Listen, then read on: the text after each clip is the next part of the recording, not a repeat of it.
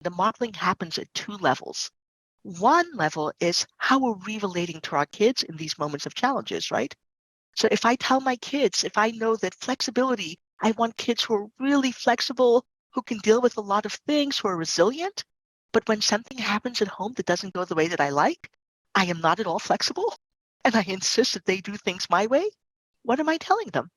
I'm telling them that actually flexibility is not that important. It's more important to have power and to get your way. So that's one of the challenges that we have, that we're able to model in our interactions with our kids, what's important.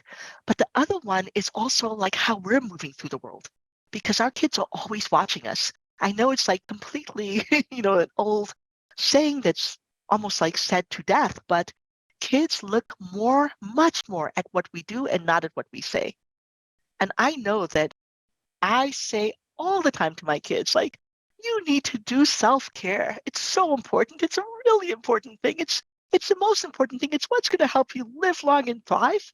I am the worst model for self-care. And so what do we do when there's a gap between what we're capable of as human beings, as ourselves, and what we're hoping to model for our parents, right?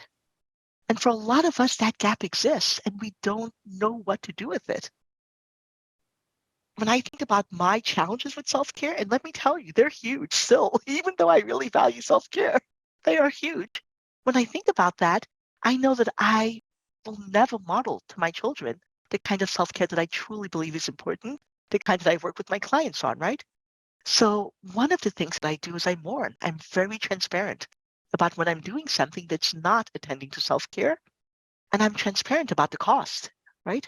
So sometimes I used to think that as a parent, I had to hide any costs that I was experiencing. And now I'm much more transparent about that.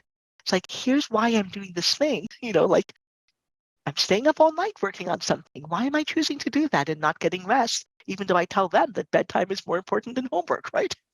So we have really transparent conversations about some of these choices, but I also mourn about the impact on me. And I don't try to hide that impact. I let them know when, you know, I'm worried that because I don't get enough rest, it's part of why I get lots of headaches. It's part of why I'm fatigued at the time. It's part of why I drop things. And I don't show up like in terms of patience and expansiveness in the way that I would want. And it's a cost that I'm always mourning. And when I remember that cost, I'm much more likely to take a moment to say, even if I just took 1 hour, it's moving along that path. So it's both showing, in doing this, I'm showing my children that we don't have to be perfect. We don't have to have like the answers right now, that we're all works in progress. And that part of being a work in progress is acknowledging when I'm not showing up in the way that I want and taking little steps, taking those baby steps that can help create change.